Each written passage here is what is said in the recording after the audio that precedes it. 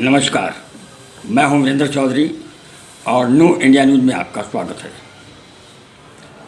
दोस्तों, बाबा अलखनाथ ओगड़ आज सहारनपुर में मौजूद थे। देश बचाओ धर्म बचाओ अभियान के तहत आज वो पत्रकारों के सम्मुख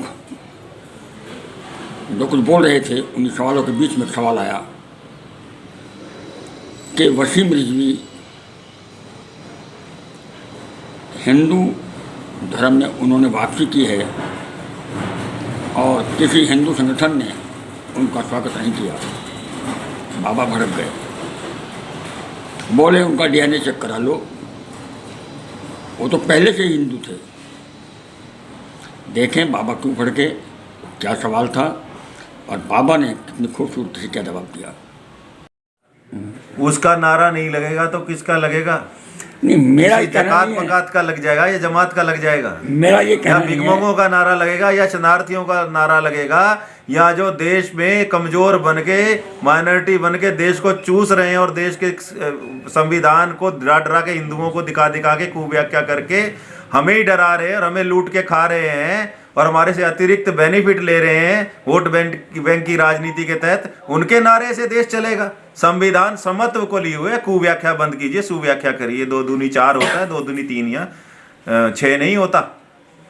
मेरा सवाल ये नहीं है, मेरा सवाल ये है कि जो आज देश के अंदर सरकारें, मौजूदा सरकार जो है वो नारे लगा रही है जय श्री राम, और इकट्ठा हो रहा है मुसलमान, इसका लॉस देश को हो रहा है या समाज को हो रहा है? इकट्ठा हो रहा है मुसलमान। अगर मुसलमान उल्टे दिमाग में उल्टी तरफ चलना चाहता है तो वो चल के देख लें क्या होना है उसमें।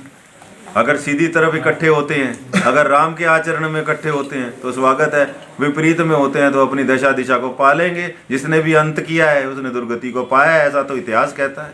ये भी पालेंगे अगर ये गलत करेंगे तो जैसे वसीम रिजवी जब वापस हिंदू धर्म में आए हैं, हम तो नहीं मानते वसीम रिजवी कोई नाम का व्यक्ति वापस आया है या था कभी। उसका अस्तित्व भी क्या था? वो मूलतः उसकी डीएनए कराओ कौन था वो परिवर्तित। यदि वह गुम हुआ व्यक्ति वापस आ जाए और कहे अब मैं जी गुम हो गया था, अब मैं वापस घर आ जाऊँ, ये कौन सी न्यूज़ है बनाने वाली? हमें तो लगता नहीं। वो पहले भी हिंदू था, उसका डीएनए करा लो, आज भी हिंदू है।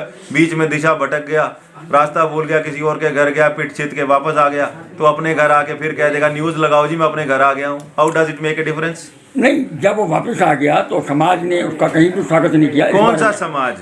कौन सा समाज है और आप किसको समाज कहते हैं?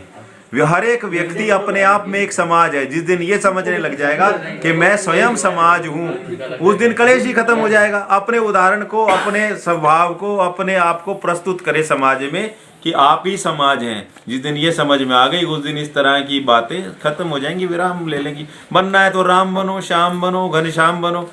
क्या अतिरिक्त लोगों का जिनका कोई महत्व है उनका नाम लेकर डिस्कशन किया जाए, हम तो उचित नहीं मानते। हमारे पास बहुत बड़े बड़े व्याख्यान है। कालिया नाग के सिर पर कृष्ण जी कैसे सारे सिरों पर नाच रहे हैं बाल कृष्ण, और बांसुरी भी बजा रहे हैं। हम तो उस परिकल्पना करते हैं कि मुसीबतों के सिर पर नाचो और फिर बांसुरी भी बजाओ। ऐसी परिकल्पना हमारी जो है सनातन धर्म की है। हम ये अतिरिक्त बातों में विश्वास नहीं रखते।